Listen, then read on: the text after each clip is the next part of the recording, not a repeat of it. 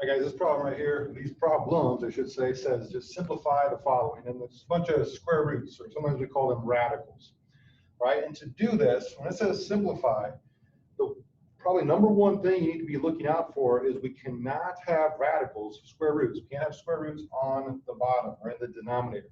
So what we do is we call rationalize the denominator. When we rationalize the denominator, we get rid of the square root that's in the bottom.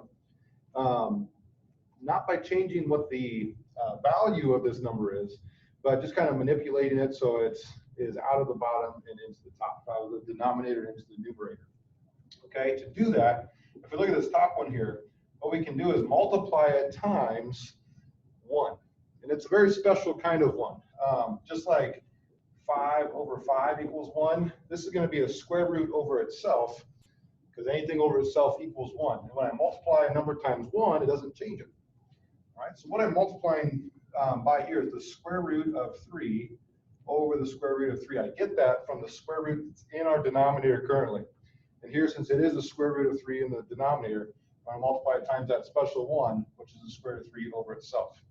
Again, not changing the problem at all, just making it look a little bit different. So when I multiply across the top and across the bottom, what that leaves me with is the square root of 3 over the square root of 9.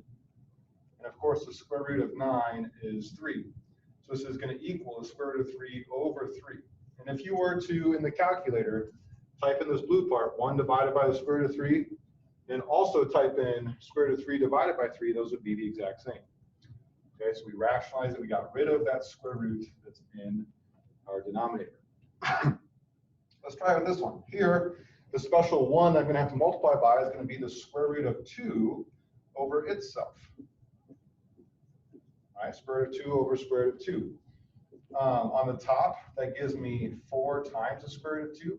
Notice I cannot multiply those two together, like get an 8 somehow, because this 4 is what I like to call on the outside of my square root, and this 2 is on the inside of the square root.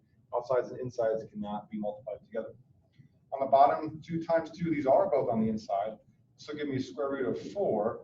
And some of you will probably jump to this conclusion that when you take a square root times itself, you're just going to get that same number without a square root. So this would be 2. And again, the shortcut that we do there is the square root of 2 times square root of 2 is the square root of 4. And we all know that the square root of 4 is just 2. Okay, so you might be able to skip this step and jump straight to the end. That's okay. You could have done that up here as well, right? 3 and 3.